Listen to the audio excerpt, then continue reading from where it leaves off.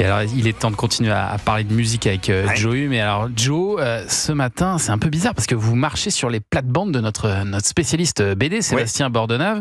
Et vous dites, c'est pas de ma faute. D'ailleurs, j'ai vu qu'il était en régie, puis il est parti. Oui, il fait la tête. Là, il va être vexé, là.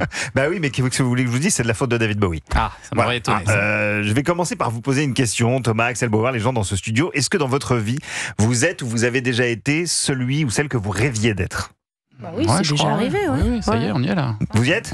Oui. Très bien, parce que s'il y a, à mon sens, un artiste en tout cas qui s'est permis d'être tout ce dont il rêvait, c'est David Bowie, et c'est l'enchaînement de ses rêves réalisés que nous raconte cette BD Starman, quand Ziggy éclipsa Bowie, de Reinhard Kleist. C'est édité chez Casterman.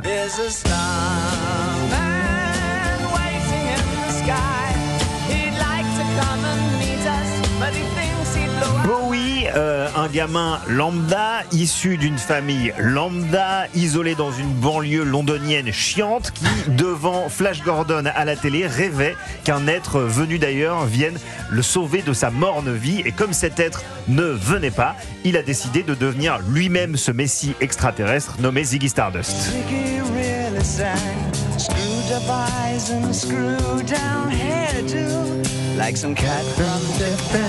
Alors l'histoire, elle est assez connue, hein. David Bowie, David Jones, est passé par des dizaines de jobs, de groupes, de noms de scène, de succès éphémères avant de trouver la formule qui allait faire de lui pas seulement une star, mais carrément un dieu aux yeux de la jeunesse britannique. Il a fallu pour ça un enchaînement de rencontres, de décisions culottées, de provocations à moitié conscientes et de heureux hasards que cette BD détaille dans un récit à flashback à mi-chemin entre la biographie appliquée et le fantasme enfiévré. Mais alors justement, est-ce qu'on arrive un peu à démêler le vrai du faux ? Mais on s'en fout justement, c'est ça qui est intéressant pendant des années. Ne vous énervez pas, Joe. Non, je m'énerve pas, je suis passionné. C'était une simple question. Je suis passionné, qu'est-ce que vous voulez que je vous dise ? Non, c'est vrai que pendant des années, on a lu, on a vu, on a écouté tout ce qui aurait pu nous aider à comprendre comment ont fonctionné les rouages de Bowie. Sauf qu'au bout d'un moment, en fait, il faut comprendre que ce qui compte, c'est pas le flacon, comment on l'a manufacturé, c'est l'ivresse qui nous a procuré. Beau.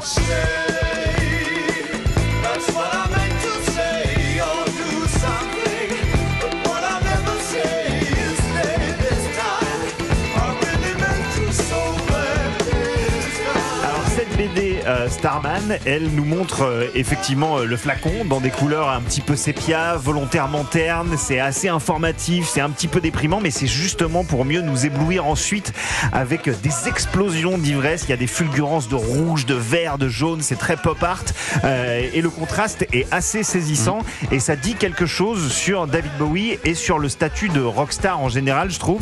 C'est-à-dire qu'évidemment il y a la fabrique de chansons, de musique, mais il y a aussi la faculté de saisir l'air du temps, de capter le moindre élément de langage, de s'approprier la plus niche des modes vestimentaires et d'en faire quelque chose de neuf et d'excitant. Ça s'invente pas.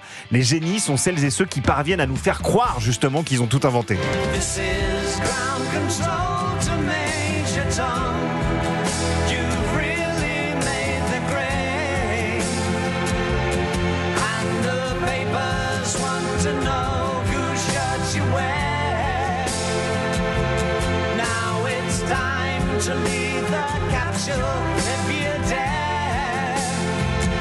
Qu'est-ce que c'est beau ça. C'est assez sublime.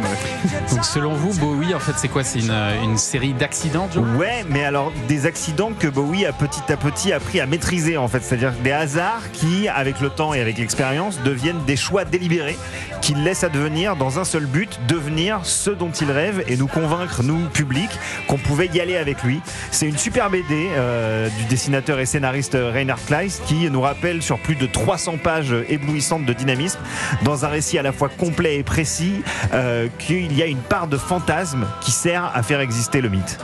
Et ben, ça sent effectivement le coup de cœur. Hein. Ça s'appelle Starman. C'est aussi un artiste très complet, David Bowie, parce qu'il est musicien, il joue du saxophone, c'est un artiste presque de musical, de théâtre au début quand il commence.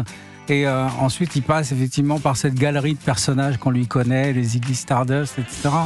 Et il est aussi réalisateur, celui qui a réalisé Walk on the Wild Side de Lou Reed.